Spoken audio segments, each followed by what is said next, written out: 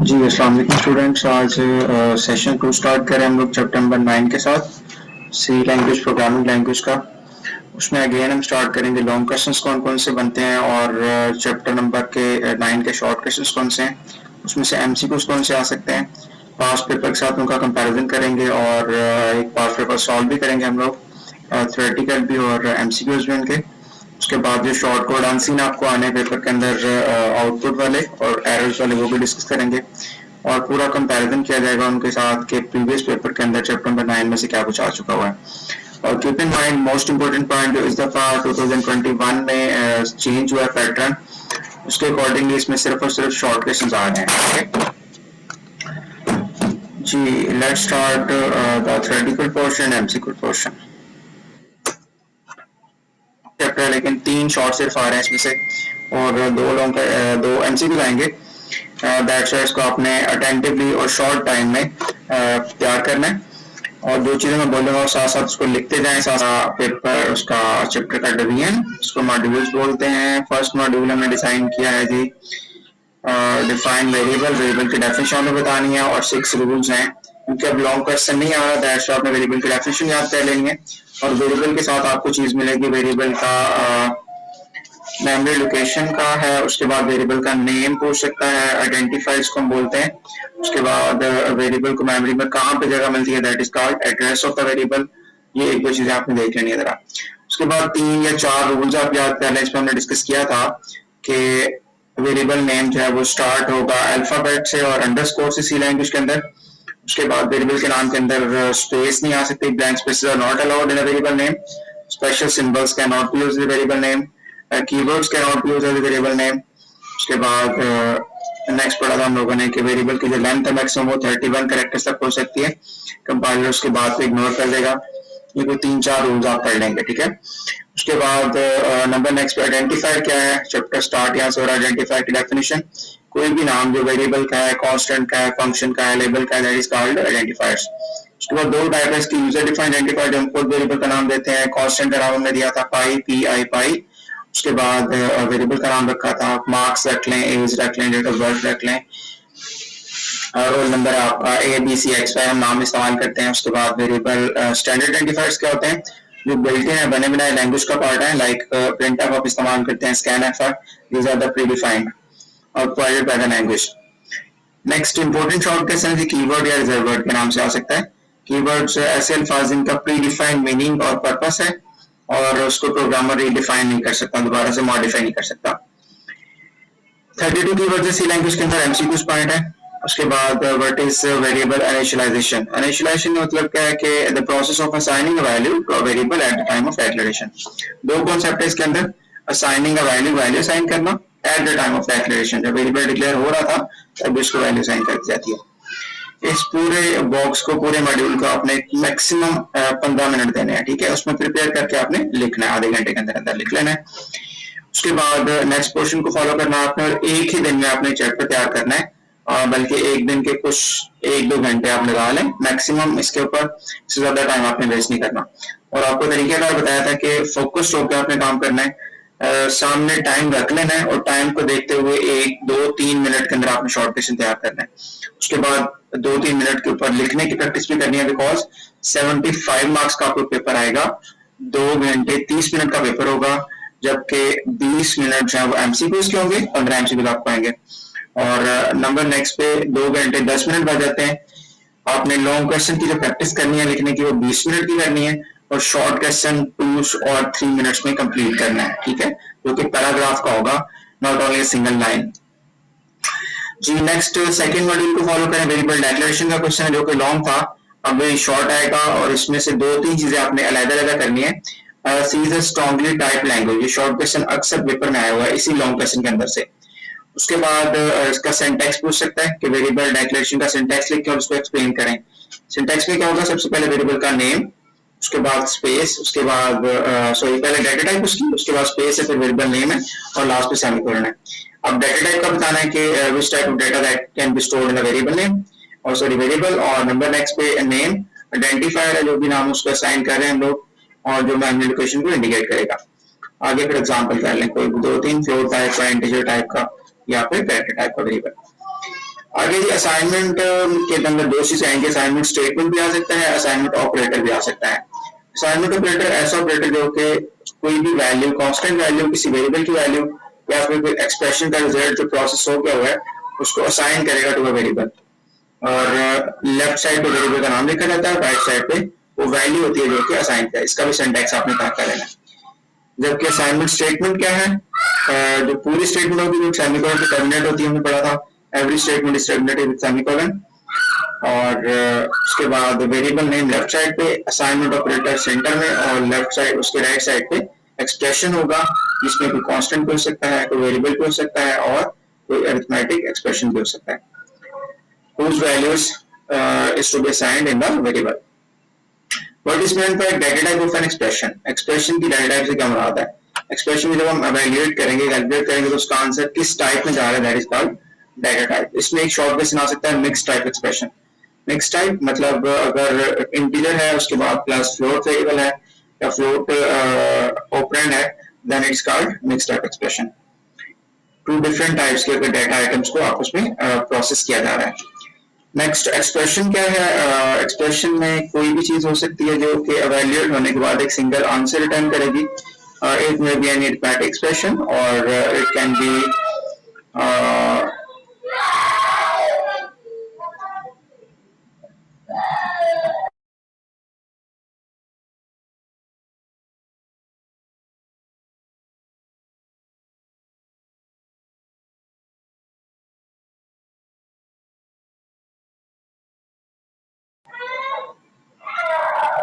जी। यहाँ पे उसके बाद फिर what is meant by expression के अंदर अरिथमेटिक एक्सप्रेशन की डेफिनेशन आपने कर लेनी है। उसके बाद एक्सप्रेशन क्या है? कोई भी चीज जिसको वैल्यूएट करने के बाद एक सिंगल आंसर रिटर्न होगा, इट इज कॉल्ड एक्सप्रेशन। और आगे भी इसकी दो टाइप है, अरिथमेटिक एक्सप्रेशन है और रिलेशनल एक्सप्रेशन है। जिसमें रिलेशनल ऑपरेटर इस्तेमाल किया जाएगा that is called relational expression, जिसमें अरिथमेटिक ऑपरेटर इस्तेमाल होगा that is called arithmetic expression. जी आगे फिर डिफरेंस बिटवीन एल वैल्यू और आर वैल्यू। असाइनमेंट ऑपरेटर की जो लेफ्ट साइड पे वैल्यू आएगी that is called L value, और जो भी राइट साइड पे आएगी that is called R value. और कीप इन माइंड के एल वैल्यू जो कोई भी वेरिएबल हो सकता है, जबकि आर वैल्यू के अंदर कोई भी वेरिएबल हो सकता है, कांस्टेंट हो सकता है, या कोई मैथमेटिकल एक्सप्रेशन हो सकता है। इस वाले क्वेश्चन को आपने तकरीबन आधे घंटे के अंदर प्रिपेयर करके लिखना है, ठीक है। उसके बाद ब्रेक ले लें और उसके बाद नेक्स्ट आगे चलें। तो ये वाला क्वेश्चन आपको प्रिपेयर करना है उसी डे के सेकेंड हाफ के अंदर कर लें, रात को कर लें, दिन में कर लें, लेकिन ये पूरा चैप्टर आपने एक दिन का टारगेट रख के तैयार करना है। ऑपरेटर क्या है जी? ऑपरेटर कोई भी सिंबल होगा जो कोई ऑपरेशन परफॉर्म करेगा डेटा आइटम्स के ऊपर। Different types of operators available in C. पहले नंबर पे अरिथमेटिक ऑपरेटर्स है हमारे पास, 5 प्लस है, माइनस है, डिवीजन है, मल्टीप्लिकेशन है, और मोस्ट इंपोर्टेंट रिमाइंडर और मॉडुलस ऑपरेटर। इसके बारे में 2-3 पॉइंट्स एमसीक्यूज के लिए इंपोर्टेंट है। It is also called modulus operator और रिमाइंडर ऑपरेटर। नंबर सेकंड पे works only on integer data items. Integer पे काम करेगा, फ्लोट पे वर्क नहीं करता। उसके बाद अगर छोटी वैल्यू को बड़ी वैल्यू पर डिवाइड किया जाएगा और रिमाइंडर निकाला जाएगा तो छोटी value as it is return हो जाएगी। और 0 डिवाइडेड बाय रिमाइंडर 3 0 रिटर्न होगा, 7 रिमाइंडर 10 7 रिटर्न होगा, ठीक है। ये एमसीक्यू आ सकता है। Next difference between next category हमारे पास रिलेशनल ऑपरेटर है। रिलेशनल ऑपरेटर्स 6 हैं, greater than, less than, equal, not equal to, greater equal to, lesser equal to, जो कि ट्रू रिटर्न करेंगे ट्रू और false, that is MCQ point. उसके बाद लॉजिकल ऑपरेटर्स हैं जो कि कंपाउंड कंडीशन बनाने के लिए इस्तेमाल होते हैं, कंप्लेक्स कंडीशन बना सकते हैं, मल्टीपल रिलेशनल एक्सप्रेशंस को कंबाइन करके लॉजिकल ऑपरेटर इस्तेमाल होगा। और अरिथमेटिक ऑपरेटर्स हैं वो बाइनरी है, जबकि माइनस वाला जो यूनिटी के तौर पर इस्तेमाल भी हो सकता है। आगे रिलेशनल ऑपरेटर सारे के सारे बाइनरी हैं, जबकि लॉजिकल ऑपरेटर 2 बाइनरी है, एंड और का, जबकि नॉट का जो unity operator, that is the most important MCQs. Not जो कि एक्सप्लेनेटरी साइन से इंडिकेट किया जाता है, that is a unity operator, एक ऑपरेंड पे काम करता है। उसके बाद यूनिटी ऑपरेटर ऐसा ऑपरेटर जो कि 1 ऑपरेंड पे वर्क करेगा, और बाइनरी जो 2 ऑपरेंड पे वर्क करेगा। सिंपल डेफिनेशंस हैं। Compound assignment operator, equal sign multiple times आ रहा है, a is equal to b is equal to c, that is called compound assignment statement. और अगर लिखा हुआ a plus is equal to 5, ये एमसीक्यूज के अंदर मैं डिस्कस करूंगा कि उसमें ऑपरेटर और कोई भी arithmetic operator plus assignment operator combine हो जाते हैं, that is called compound assignment operator. आगे फिर प्रेसिडेंस की बात की जा रही है कि एक्सप्रेशन गिवन है, उसमें ऑपरेटर्स को हल करने की जो तरतीब होगी, जो ऑर्डर होगा, that is called operator precedence. Associative के अगर सेम टाइप के ऑपरेटर आ जाते हैं और उनको हल करने की जो तरतीब होगी that is called left to right और राइट टू लेफ्ट, उसे हम एसोसिएटिव पे बोलेंगे, जबकि ये वाला टॉपिक हमारे स्मार्ट सिलेबस में नहीं है। आगे कमेंट्स की डेफिनेशन है। कमेंट ऐसी लाइन जो कंपाइलर एग्जीक्यूट नहीं करता, कंपाइलर उसको इग्नोर कर देता है। प्रोग्रामर अपनी सेटिस्फेक्शन के लिए इन फ्यूचर उसको पढ़ने के लिए या उसको याद रखने के लिए अपनी चीजों को या कोड को या फिर सेकंड प्रोग्रामर को समझाने के लिए जो लाइनें लिखता है किसी भी स्टेटमेंट के आगे दैट इज कॉल्ड कमेंट्स या top of your program. Type casting एक टाइप से दूसरी टाइप में कन्वर्ट करने का प्रोसेस है, that is called type casting. और नंबर नेक्स्ट पे कमेंट्स की टाइप हो चुकी है। Single line comment double slash लगता है, डबल स्लैश इस्तेमाल करेंगे और उसके राइट साइड पे जो भी है that is called single line comment. और multi line comment just like आप टाइटल बनाना चाह रहे हैं प्रोग्राम का, write a program that input some numbers and calculate your return maximum और मिनिमम, तो उसका मल्टीपल लाइंस को स्लैश और स्टैटिक और स्टैटिक को स्लैश के साथ लगा सकते हैं। कंपाउंड कंडीशन क्या है? मल्टीपल कंडीशन को जब हम इकट्ठा करेंगे कंबाइन करेंगे that is called compound condition. ये लास्ट पोर्शन इंक्रीमेंट और डिक्रीमेंट के ऊपर है। इंक्रीमेंट तो आप याद कर लें, डिक्रीमेंट साथ ही आपको तैयार हो जाएगा, सारी वर्डिंग सेम है, जबकि इंक्रीमेंट प्लस प्लस ऑपरेटर है और जिस वेरिएबल के साथ लगेगा उसमें एक का इजाफा कर देगा, इसी तरह डिक्रीमेंट एक माइनस कर देगा। दो फॉर्म है इसकी, प्रीफिक्स अगर पहले ऑपरेटर लगा लाइक प्लस प्लस एक्स है तो दैट इज कॉल्ड प्रीफिक्स, और एक्स प्लस प्लस है that is called postfix version of the increment operator. इसी तरह डिक्रीमेंट है। डेटा टाइप्स का थोड़ा सा आपने तैयार कर लेना है कि इंटीजर टाइप की डेफिनेशन क्या है, फ्लोट की टाइप क्या है, डबल क्या होता है, उसकी रेंज आपने पढ़ लेनी है। ये एमसीक्यू भी आ सकते हैं और शॉर्ट क्वेश्चन भी बनाया जा सकता है। जी नेक्स्ट है जी important MCQs from chapter number 9।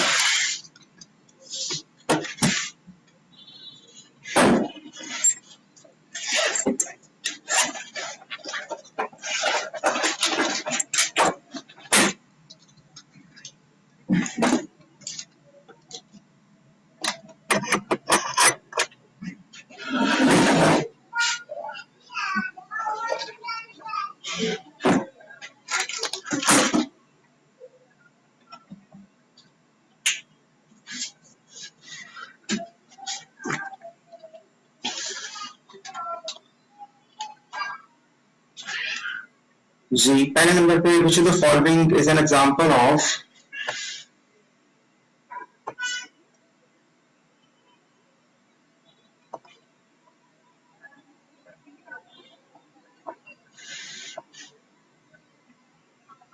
Ji which of the following is not an example of bug। कौन सा bug नहीं है? चैप्टर नंबर 8 से उठाया गया ये एमसीक्यूज, दो चैप्टर का एमसीक्यूज कंबाइन हो गया।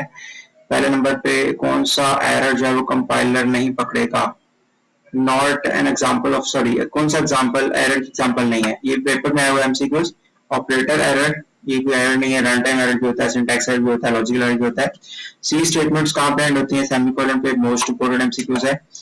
विच term is commonly used for software program, program और सॉफ्टवेयर का दूसरा नाम, common software program error, errors को बोलते हैं बग बोला जाता है। उसके बाद memory location with some data that can be changed, ऐसी मेमोरी लोकेशंस को चेंज किया जा सकता है that is called variables.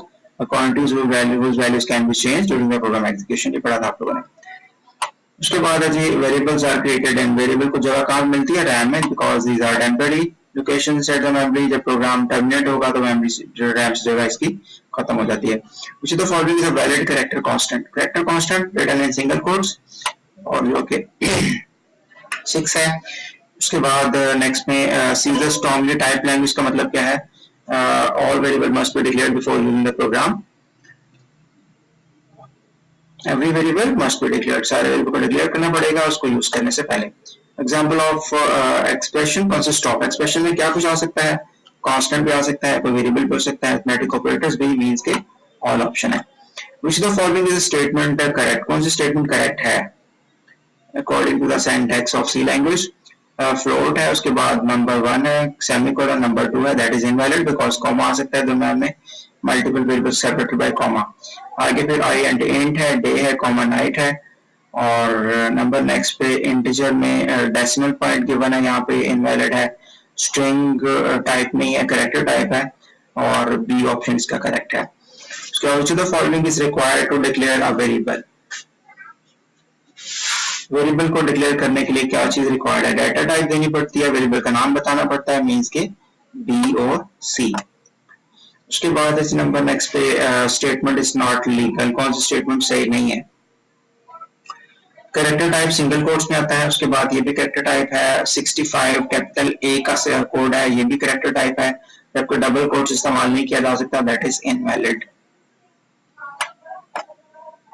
Most important MCQs A plus is equal to B, इसका मतलब क्या है कि ये बेसिकली पहले तो कंपाउंड असाइनमेंट ऑपरेटर है हमारा, जिसमें अरिथमेटिक ऑपरेटर और असाइनमेंट ऑपरेटर इकट्ठे हो जाते हैं। उसको अगर सिंप्लीफाई करके लिखें तो A is equal to A plus B है, that is answer.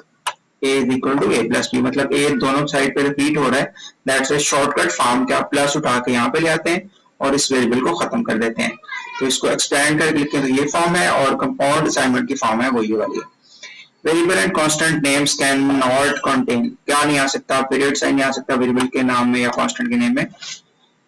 Exponential notations consist of,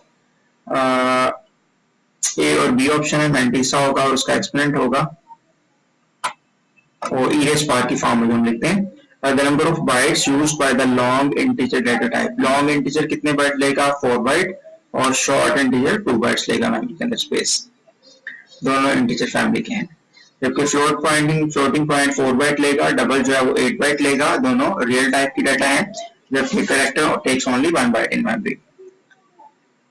ji next second part आपके चैप्टर नंबर 9 के एमसीक्यूज का। Variable can be declared for dash data type, only one data type, एक variable एक ही type का हो सकता है। Values that can not be change during the program execution is called variables that can not be change, that is called constant. और quantities whose values cannot be changed. C language have dash type of constants. कितनी तरह के constant उसमें, integer constants हैं, उसके बाद sorry numeric constant पहले type है, उसमें दो सब कैटेगरीज हैं, integer constants and floating point constants. उसके बाद कैरेक्टर कांस्टेंट है, और थर्ड जो है वो स्ट्रिंग कांस्टेंट है। तीन टाइप आपने बता देनी है। First of all numeric constants, number second पे न्यूमेरिक के अंदर दो टाइप्स हैं, इंटीजर एंड फ्लोटिंग पॉइंट, और नंबर नेक्स्ट पे अगर हम देखें तो कैरेक्टर कांस्टेंट जो कि सिंगल कोट के अंदर लिखे जाते हैं, और फाइनली स्ट्रिंग कांस्टेंट जो कि डबल कोट्स के अंदर आते हैं। set of values and set of operations, that is called data type. Predefined data types of C language are called standard data types, के कहते हैं उसको जो कि लैंग्वेज ने बना के आपको दिए, और यूजर डिफाइंड यूजर जो खुद बना सकता है। Which one is not an example of standard type of C language? कौन सी स्टैंडर्ड टाइप नहीं है? int भी स्टैंडर्ड टाइप है, float भी, character भी, char भी, जबकि रियल टाइप नहीं है।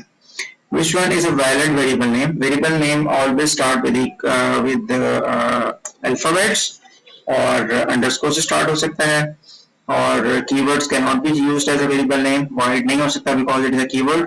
उसके बाद to से start नहीं हो सकता because ये number है, numeric है, add sign नहीं आ सकता, और that's why ये correct होगा। ठीक है, underscore से start हम कर सकते हैं C language में। Backslash a variable name can have maximum length of dash characters। जी ये बैकस्लैश इनवैलिडली मिसप्रिंट हो गया हुआ है, यहाँ पे आपने कहना a variable name can have maximum length 31 characters, 31 character तक कंपाइलर आइडेंटिफाई करता है।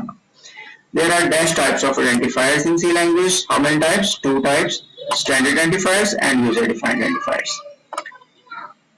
इंपोर्टेंट एमसीक्यूज है 15 रिमाइंडर 2, मतलब 15 को आपने 2 पर डिवाइड करना है, और उसका रिमाइंडर क्या बनेगा, मैं यहाँ पे परफॉर्म कर रहा हूँ इसको, और यहाँ पे हम करेंगे 15, उसके बाद 2 पे इसको डिवाइड किया जाएगा। 2 पे डिवाइड करने के बाद हमारे पास जो क्वेश्चन आएगा वो 7 आएगा, नीचे हम रखेंगे 14, और रिमाइंडर बाकी क्या बचेगा, that will be the answer of the question minus, और यहाँ पे आंसर बन रहा है 1, इट मीन्स के ये रिमाइंडर आपको 1 देगा। और मैंने बोला कि फ्लोटिंग पॉइंट पे काम नहीं करता, इंटीजर वैल्यू निकालता है। In C comments are written in the programs between, comments आप किसके दरमियान में लिख सकते हैं, in C comments are written in program between double slash, और आपका किसके दरमियान में लिखे जा सकते हैं, ये है जी, और ये सी का स्टाइल है, ये आप बता दें। Which of the following is used, ये C++ में भी इस्तेमाल होता है, जबकि ये C लैंग्वेज का स्टाइल है। Used to declare a real type data, real type में हम floating point इस्तेमाल करते हैं, float variables।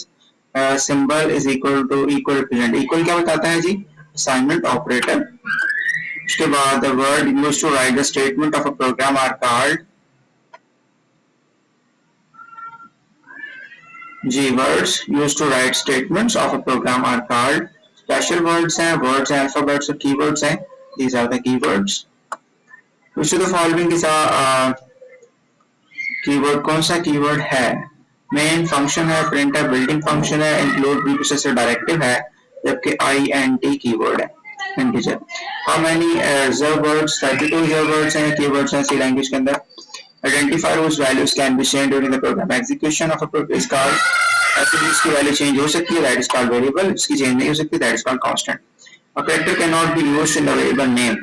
वेरिएबल के नाम में कौन सा कैरेक्टर नहीं आ सकता? Comma because symbols cannot be used. How many bytes of double data type? Double कितने बाइट देगा? 8 bytes in memory. Float 4 bytes in memory and double 8 bytes in memory. Next है जी चैप्टर के इंपॉर्टेंट शॉर्ट क्वेश्चंस का अलग session एक recall कर लेते हैं. नेक्स्ट पे जो हम प्रीवियसली काम कर चुके हैं, प्रोग्राम की definition, programming language, low level language, high level language, machine है, असेंबली है, ये सारी और इसकी एग्जांपल्स भी. ये पूरा एक लॉन्ग क्वेश्चन भी आ सकता है चैप्टर नंबर 8 में से. उसके बाद नंबर नेक्स्ट पे what is object code, source code important है. उसके बाद ये भी एक लॉन्ग क्वेश्चन बन सकता है, language processor, language translator, compiler, interpreter, assembler with examples. Next short question है हमारे आंसर सी है, delimiter, opening and closing brace को बोलते हैं, सी स्टेटमेंट है. और नेक्स्ट में हेडर फाइल की डेफिनेशन है, मेन फंक्शन है, कांस्टेंट मैक्रो है, डिफिकल्ट एरर कौन सा फाइंड करना, ये भी बहुत शॉर्ट क्वेश्चन है. उसके बाद गार्बेज वैल्यू आपको बताना था, डिस्कस कर लेते हैं चैप्टर नंबर 9 के अंदर. उसको डेफिनेशन में लिखवाता हूँ, लिख लें आप, उसमें बुक में बात नहीं मिलती आपको. अनस्ट्रक्चर्ड प्रोग्रामिंग है, स्ट्रक्चर्ड प्रोग्रामिंग है, पर्पस ऑफ लिंकर, लिंकर क्या करता है, एक्सी फाइल बनाता है. चैप्टर नंबर 9 आइडेंटिफायर क्या होता है. उसके बाद चैप्टर नंबर 9 में शॉर्ट क्वेश्चन जो आ सकते हैं वो है initialization, standard identifier, user identifier है, कीवर्ड है, रिजर्व वर्ड भी कहता है. इनिशियलाइजेशन कर लिया आपने. गार्बेज वैल्यू, यहाँ पे गार्बेज करना है आपने, ये मिसस्पेल्ड है. और गार्बेज वैल्यू की डेफिनेशन क्या है कि when a variable is declared the memory location may already contain some data. This data that is a meaningless of the program के किसी फायदे का नहीं होता. और this meaningless data is called garbage value, इसको garbage value बोलते हैं. दोबारा से लिखें, when a variable is declared, अभी कॉमा लगा लें, memory location may already contain some data, memory location में कोई ना कुछ चीज पड़ी होगी पहले से ही. This meaningless data that is meaningless for the program, ये डाटा प्रोग्राम के लिए meaningless होगा, आगे काम करेंगे. और this meaningless data is called garbage value, इसको गार्बेज वैल्यू बोलते हैं. दो इंपॉर्टेंट पॉइंट्स के बारे में बता रहा हूँ, चैप्टर नंबर 12 में डिस्कस करेंगे. S is equal to S plus A करना, आपने एक फॉर्मूला इस्तेमाल करना है. जब हम सीरीज का सम करेंगे तो क्या यूज करेंगे, S is equal to S plus A. यहाँ पे गार्बेज का कॉन्सेप्ट क्लियर होगा हमारा जी. A हमारा लूप वेरिएबल होगा जिसकी वैल्यू ऊपर से आएगी, लाइक 1 से हम स्टार्ट करते हैं और सीरीज का सम करना चाह रहे हैं, ए तो हम ऊपर से ले लेंगे. जबकि एस वेरिएबल ऑलरेडी डिक्लेयर होगा, इसमें कोई ना कोई गार्बेज पड़ा होगा. जब हम ये वाला डाटा सपोज यहाँ पे 1 आता है, यहाँ पे कोई बिल्ट इन चीज पड़ी होगी ऑलरेडी, गार्बेज मेमोरी के अंदर जो पड़ा हुआ है वो ऐड हो जाएगा और रिजल्ट आपका एस में चला जाएगा. That is unexpected results. और आपने लास्ट लाइन इसके लिखनी है, इट में produce unexpected and wrong results. इस तरह की चीजों में रॉन्ग रिजल्ट आएंगे. तो आपने याद रखना कि जब हमें सीरीज का सम करना है तो आपने एस में स्टार्ट पे 0 से इसको इनिशियलाइज करवा लेना है, ठीक है. बिकॉज हमें पता हुआ है कि आइडेंटिटी एलिमेंट हमारा एडिशन का आइडेंटिटी एलिमेंट 0 है, किसी भी नंबर में 0 ऐड कर दिया तो उसको कोई फर्क नहीं पड़ता. सीरीज का सम करना है, एस में आपने 0 स्टोर करवाना है. इसी तरह से हम यूज करेंगे प्रोडक्ट, सीरीज का प्रोडक्ट करेंगे, P is equal to P cross A.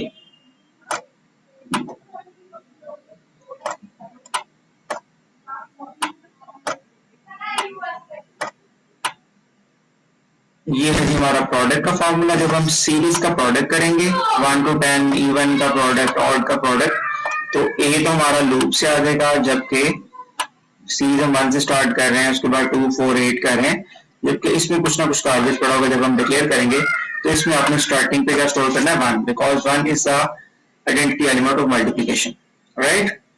ये कॉन्सेप्ट है चैप्टर नंबर 12 में डिस्कस किए जाएंगे. जबकि गार्बेज की डेफिनेशन में क्या पड़ी, when a variable is declared, the memory location may already contain some data. that is meaningless for the program. This meaningless data is called garbage value, or it may produce unexpected and wrong results. Unexpected and wrong results. We see an orange important short question, MCQ point भी आया हुआ paper के अंदर. उसके बाद expression की definition है. दो टाइप है, अरिथमेटिक एक्सप्रेशन और लॉजिकल एक्सप्रेशन, जबकि अरिथमेटिक एक्सप्रेशन और रिलेशन एक्सप्रेशन भी आ सकता है.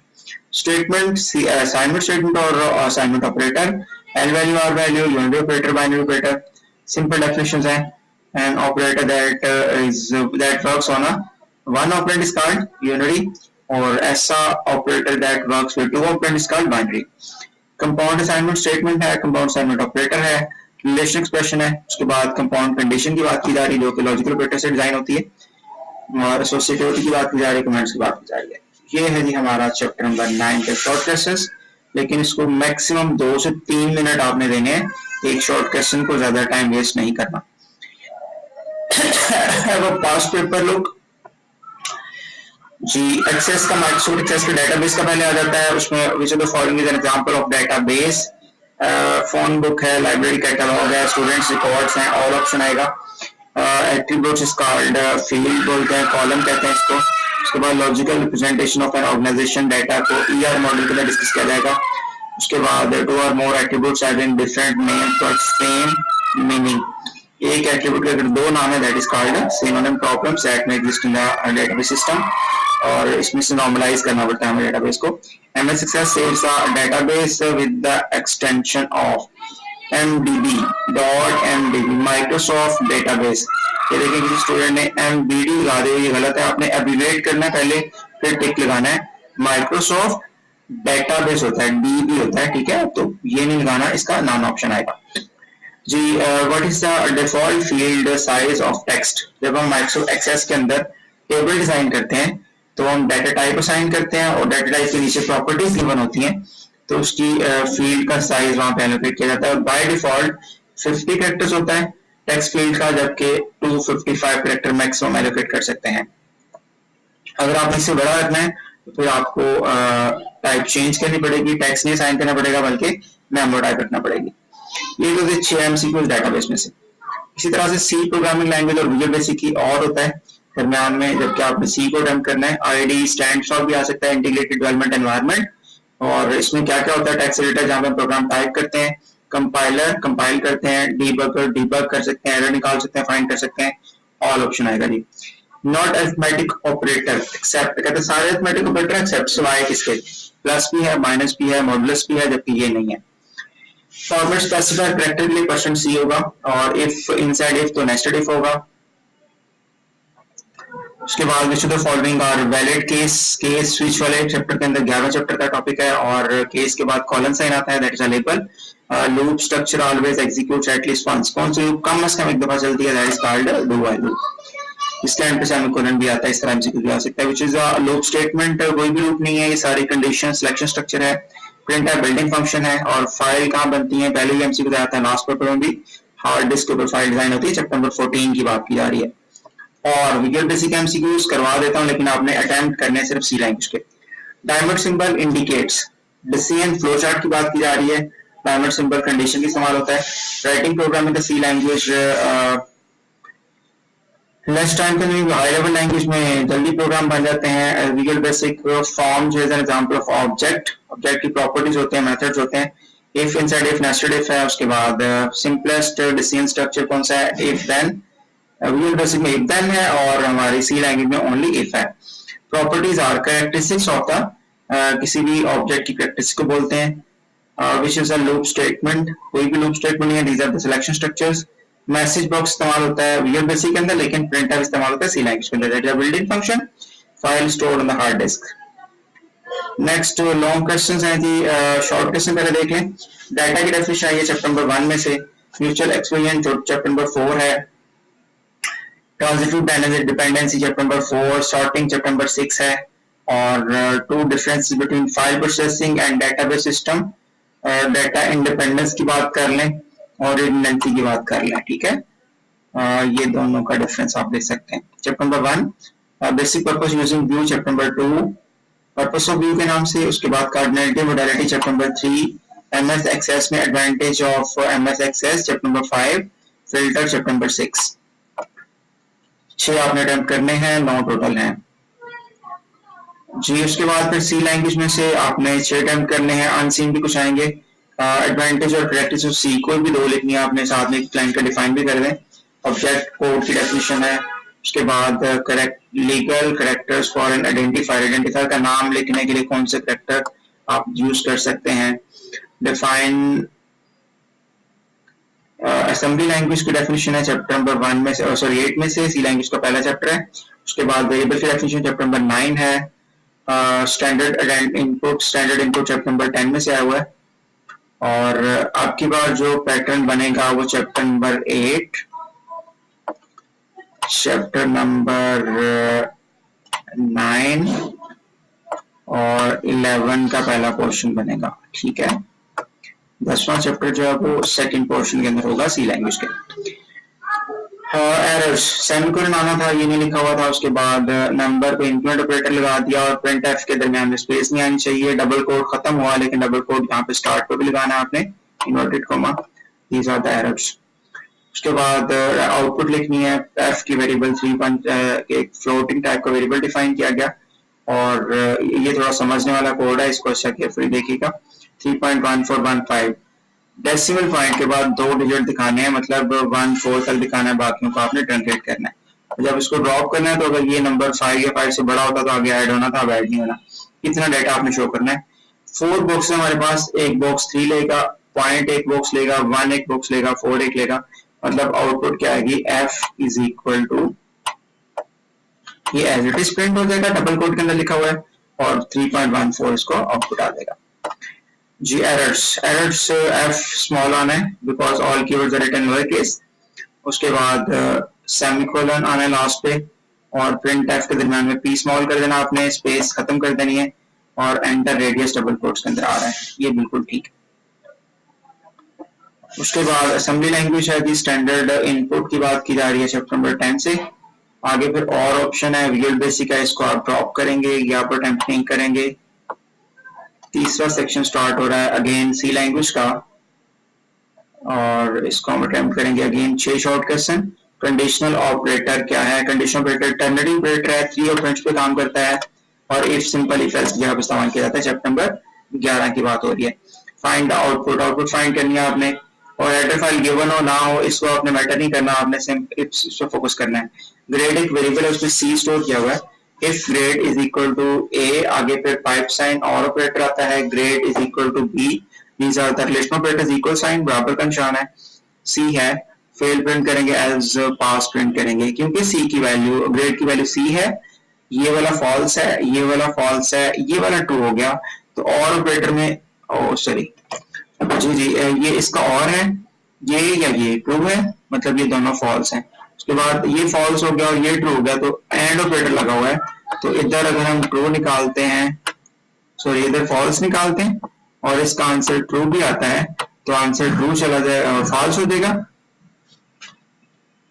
False and true is equal to false, क्योंकि एक भी फॉल्स हो तो एंड ऑपरेटर फॉल्स में चला जाता है। अगर फॉल्स हो तो इफ के बाद वाली स्टेटमेंट नहीं चलती, एल्स के बाद वाली चलती हैं, तो क्या प्रिंट होगा, double P A double S pass print होगा, ठीक है जी। उसके बाद ये देखें, find the error in the following code, error निकालना है आपने। एरर क्या है इसमें, स्कैन एफ जो है वो एफ इसको कंबाइन करके लिखना है आपने। Next area is equal to 3.14 multiply by R multiply, बिल्कुल ठीक है। प्रिंट एफ का जो है वो एफ क्लोज कर देना है, इसके साथ कर देना है और परसेंट एफ और एरिया प्रिंट किया जा रहा है। वाइड मेन है इंक्लूड, ये बिल्कुल ठीक है, ये बिल्कुल ठीक है। और बॉडी स्टार्ट किया, बॉडी क्लोज कर दिया, ये भी ठीक है जी बेटा जी। यहाँ पे सेमीकोलन है, इसको आपने कॉमा बनाना है because variables are separated by comma, ये ऊपर से डॉट उठा देना है, ठीक है।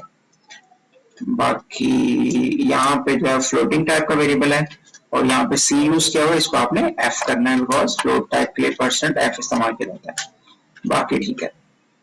उसके बाद what is continue statement, chapter number 12 की बात हो रही है, एग्जांपल भी मांगी है उसने, ये आपको लिखवाई थी और एक वीडियो में शेयर कर दूंगा आपके साथ चैप्टर नंबर 12 की, उसके अंदर एग्जांपल्स के साथ मैंने शॉर्ट क्वेश्चन समझाए हुए जी। आगे फिर आउटपुट मांग रहा है जी। आउटपुट के लिए पहले नंबर पे तो इंटीजर आई है, उसके बाद p इक्वल 1 है, फॉर 1 से स्टार्ट हो रहा है, 6 से लेस तक चलेगा और 1 का इजाफा किया जा रहा है। प्रोडक्ट निकाला 2 के साथ। थोड़ा टेक्निकल है, इसके लिए हम वेरिएबल बना लेते हैं आई। ये मेमोरी है आई वेरिएबल की। उसके बाद p है, that is initialised bye 1।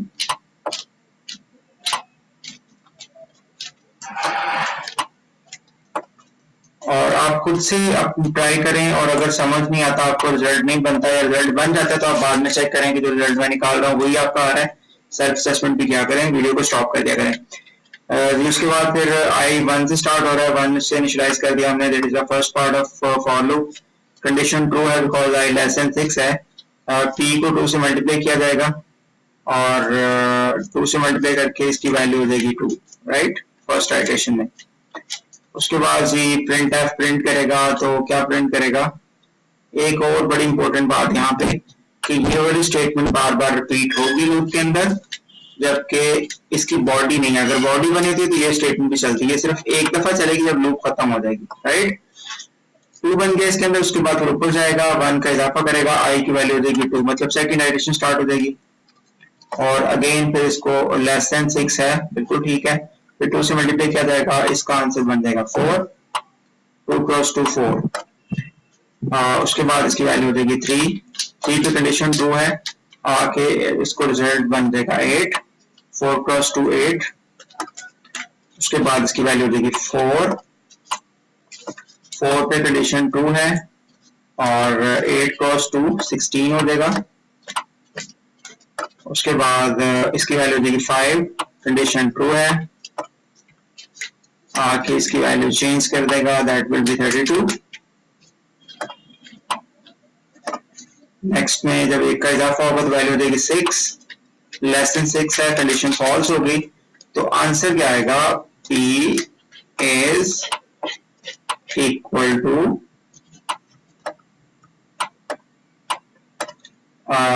Percent D value पे करेगा p की, दैट इज 32। तो ये इसका आंसर प्रिंट होगा, ठीक है। इस तरह का कोड तो आप थोड़ा सा वर्क कर लें, उसको पेपर वर्क कर लें, फिर उसके बाद प्रिंट करें जी। कोड वाइल लूप में कन्वर्ट करना है, तो वाइल लूप में है तो कन्वर्ट करना है इनटू वाइल लूप। वाइल में तो ऑलरेडी है ये, इसमें प्रॉब्लम है, ये फॉर में कह सकता है, तो फॉर के लिए आप मैं कोड लिख देता हूँ, फॉर